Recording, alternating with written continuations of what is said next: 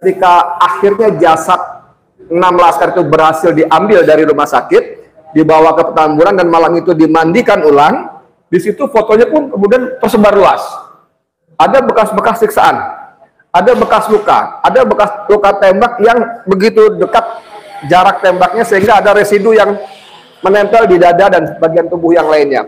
Hari itu kalau nggak salah sedikitnya ada 19 lubang tembakan yang dibagi ke 6 tubuh itu. Jadi ini ada 6 nyawa anak muda direnggut secara paksa oleh institusi negara menggunakan aparatnya dengan surat perintah resmi, yang artinya ini ada kejahatan negara yang sangat disayangkan sekali. Komnas HAM berpendapat bukan pelanggaran HAM berat. Anda bisa bayangkan satu orang polisi Brigadir Jo mati, Mahfud MD mengatakan kejam sekali gitu. Tapi ketika 6 nyawa anak muda, 6 orang, saya lagi 6 orang nyawa manusia, bukan nyawa ayam, bukan nyawa kucing, disiksa sebelum dibunuh, Mahfud MD tidak berkata apa-apa. Saya melihat bahwa sepanjang rezim ini berkuasa, hal-hal semacam ini sangat sulit diwujudkan keadilannya.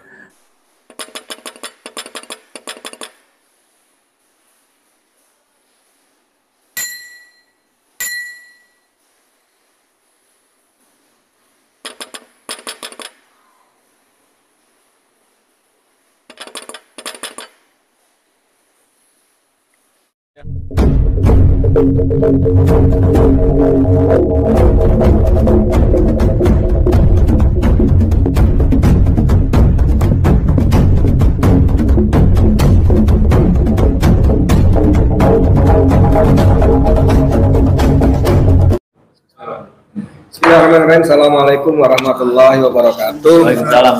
Jadi buat saya yang mengejutkan adalah apa yang disampaikan oleh Bung Desmond ya. Kita semua sebetulnya, saya khususnya dan Bang Marwan ya, di tim TP3 itu sudah menduga bahwa pemerintah itu unwilling ya, Bang Marwan ya, unwilling. Bukan cuma tidak punya kemampuan, tapi memang tidak punya kemauan. Unwilling ya, makanya itu kata-kata unwilling, dan apalagi satu lagi Bang itu kita ulang-ulang di TP3 itu ya, unable, unwilling, itu kita sudah duga seperti itu. Cuman begitu Bang Desmond mengatakan, ya sedikit banyak shock juga terkonfirmasi. Karena yang bicara kan Desmond Mehaisa, bukan orang pinggir jalan, anggota Dewan Komisi 3 yang memang bergelut di soal-soal seperti itu. Sebetulnya kita, dulu keluarga pernah juga ketemu Komisi 3. Kemudian saya bersama-sama TP3 ketemu juga dengan fraksi PAN, fraksi PKS waktu itu, Bang Marwan ya, fraksi P3. Dan semuanya pada saat itu saya hadir, kecuali yang terakhir PKS saya tidak hadir, itu memang masih abu-abu gitu loh. Cuma yang menarik sesuai dengan judul kita bahwa menuntut keadilan, masyarakat rakyat untuk keadilan, ini memang ada rasa ketidakadilan yang sangat nyata. Walaupun tadi Bung Desmond awal mengatakan nih, kalau dibanding dengan kasus Sambo tidak apple to apple ya, karena Sambo ini kan individu yang menurut meminjam istilah Dr. Mulyadi tadi, masalah individu yang menggunakan fasilitas sumber dana, sumber daya dari negara punya. Tapi sebaliknya pada kasus KM50 ini jelas institusi. Karena itu dimulai dari surat sprint, surat perintah dari direktur apa tuh Kombes di Polda Metro Jaya untuk melakukan pengintaian ya. Jadi ini sebetulnya mulai, kalau kita mundur dikit pada peristiwa tanggal 7 Desember jam 00.30 kurang lebih. Kalau kita mundur dikit terjadi awalnya tanggal 4 itu hari Jumat, kami FNN, rombongan wartawan FNN 10-15 orang diterima oleh Habib Rizik di Megamendung. Sampai sana kira-kira asar, habis asar kita duduk ngobrol, lalu Habib minta kita ngobrol di atas rooftop. Ya, ada bangunan 3 lantai, tapi kita di atas. Kita kumpul itu, Habib dengan beberapa petinggi FPI termasuk Munarman. Kira-kira setengah jam ngobrol, di atas ada drone. Ada drone berputar-putar, kita sambil bercanda-bercanda, dada-dada tuh. Dada-dada gitu kan ya, kita bercanda-bercandain. Badung-badung yang meng-FNN nih.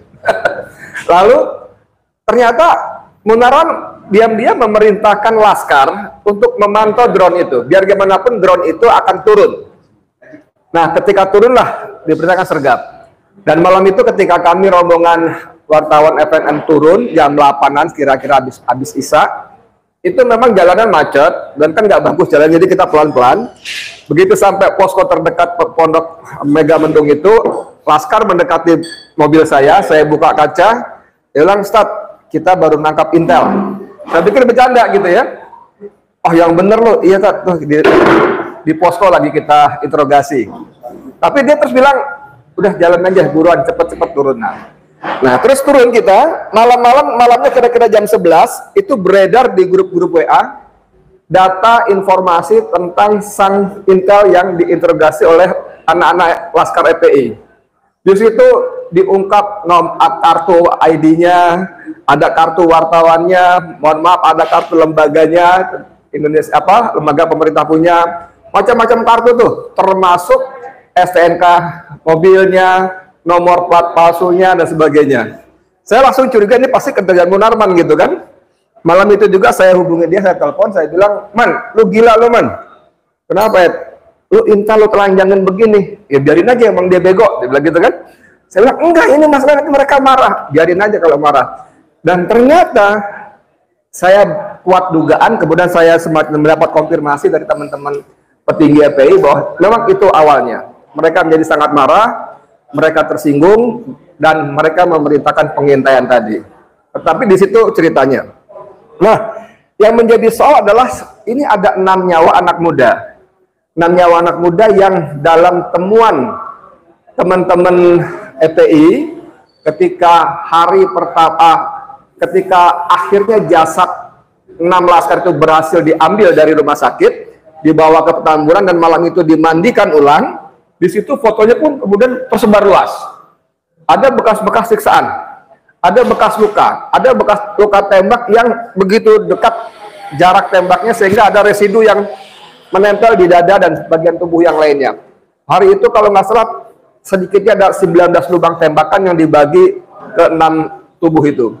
Kemudian ada bekas luka-luka yang rusak dan sebagainya yang menurut Komnas HAM itu karena proses waktu. Komnas bilang begitu. Nah, itu yang mengantarkan Habib Bahar bin Smith bermasalah karena dia bercerita soal ini. Padahal apa yang disampaikan Habib Bahar bin Smith itu sudah kita tulis di bukunya yang kita susun, Pelanggaran Berat HAM. Mohon maaf, Jess. Buku putih ini jauh lebih lengkap yang daripada yang sekedar Habib Bahar bin Smith ucapkan, sampaikan. Lengkap sekali, penyiksaan segala macam dan sebagainya. Nah, jadi ini ada 6 nyawa anak muda direnggut secara paksa oleh institusi negara menggunakan aparatnya dengan surat perintah resmi yang untuk itu Bung Desmond mengatakan tidak apple to apple bila dibandingkan kasus Sambo. Artinya ini ada kejahatan negara, atau kalau kita mau mengatakan kejahatan rezim, penguasa, pemerintah, yang sangat disayangkan sekali. Komnas HAM berpendapat bukan pelanggaran HAM berat. Anda bisa bayangkan satu orang polisi Brigadir Jo mati, Mahfud MD mengatakan kejam sekali. Ya, Mahfud ini kan rajin bicara nih, Menko Polhukam nih, kejam sekali. Ketika dia mengomentari penganiayaan Mario Dendi kepada David, anak GP Ansor, ketika dia melihat videonya jahat sekali. Ada ucapan begitu, tapi ketika 6 nyawa anak muda, 6 orang, saya ulang lagi 6 orang, nyawa manusia, bukan nyawa ayam, bukan nyawa kucing, disiksa sebelum dibunuh, Mahfud MD tidak berkata apa-apa. Justru dia dalam sebuah pernyataan pers ketika teman-teman TP3 diterima oleh Presiden, yang hari itu saya qadarullah memang tidak hadir, walaupun dijadwalkan saya ikut hadir juga. Nggak tahu saya kenapa. Udah males juga sebetulnya. Nah, itu dia mengatakan sebaiknya jangan berdasarkan keyakinan, tapi berdasarkan bukti-bukti. Nah, ini pentingnya bukti-bukti nih. Dan ketika teman-teman TP3 bekerja sangat keras melanjutkan bukti-bukti, ya diabaikan begitu saja sampai sekarang. Saya tertarik ketika melalui Mahfud MD, Presiden Jokowi mengatakan berkomitmen untuk menyelesaikan kasus ini secara transparan, profesional, dan berkeadilan. Dan sampai hari ini tiga-tiganya tidak ada. Dan sekali lagi, pernyataan Bung Desmond sebagai pembuka diskusi tadi membuat saya cukup shock bahwa Kurang, mohon maaf kalau kalimatnya kurang pas, tapi saya menangkapnya begini, itu semua janji-janji palsu kan. Gitu kalau nggak salah Bung Desmond bilangnya, itu janji-janji palsu. Buat saya shock sekali, apa iya itu janji-janji palsu? Kalau memang janji-janji palsu ya tanpa bermaksud mendahului takdir, berarti apapun yang kita lakukan selama ini, baik kita di TP3 maupun teman-teman Bang Marwan dan teman-teman yang rajin menggelar diskusi ini ya nyaris tidak bernilai apa-apa, nyaris tidak berarti apa-apa, kecuali tadi kita menunggu rejim ini berganti. Saya menyebutnya berganti atau tumbang, nggak tahu lebih tepatnya. Tumbang. Karena pasal 7A Konstitusi 45 itu tidak melarang, bahkan memberi peluang untuk menghentikan jabatan presiden dan wakil presiden di tengah masa jabatan.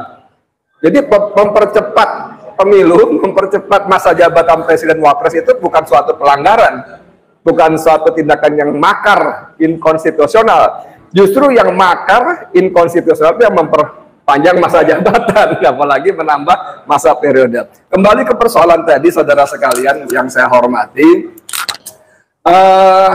ada ketidakadilan yang sangat nyata, yang dipertonton oleh negara.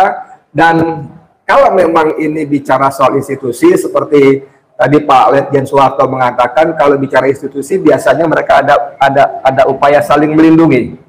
Ya, ada apa, korps JIS ya, kalau kita dulu berorientasi namanya korps JIS ya. Ada upaya saling melindungi yang itu membuat tidak mudah mengungkap persoalan-persoalan seperti ini. Kecuali memang ada institusi lain yang melakukan apa namanya? Melakukan penyelidikan dan penyidikan. Institusi lain, apalagi kalau itu sifatnya eksternal. Kalau masih sesama institusi yang di dalam, ya anak-anak bilang jeruk makan jeruk. Jeruk makan jeruk. Jadi tanpa bermaksud putus asa bahwa upaya-upaya seperti sekarang ini tetap diperlukan, tapi saya melihat bahwa sepanjang rezim ini berkuasa, hal-hal semacam ini sangat sulit diwujudkan keadilannya. Satu orang Joshua meninggal, semua ribut.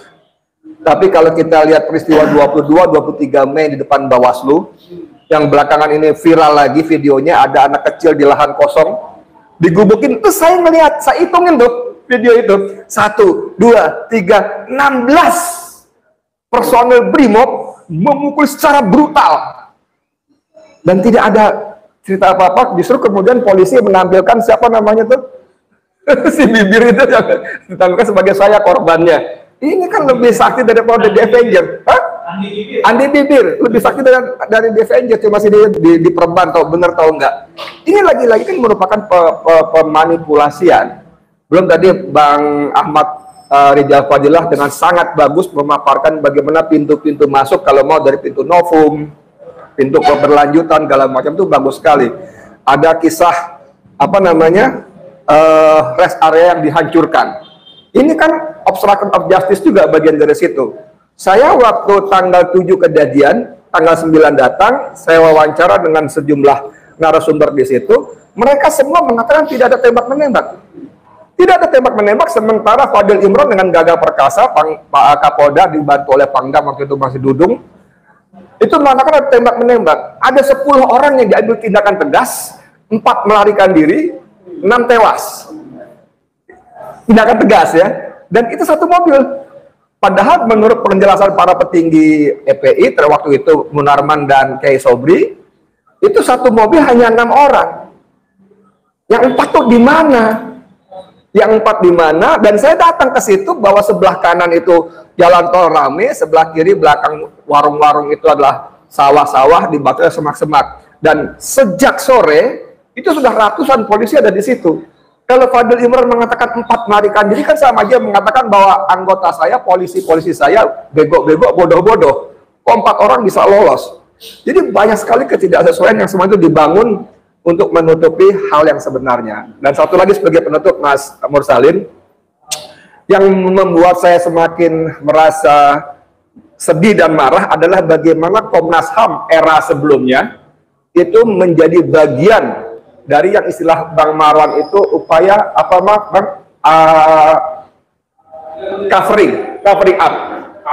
covering up, menutupi peristiwa dan pelaku. Bagaimana misalnya Komnas HAM yang dilengkapi perangkat dan dana APBN tidak mampu mengungkap nomor polisi Land Cruiser yang datang ke lokasi.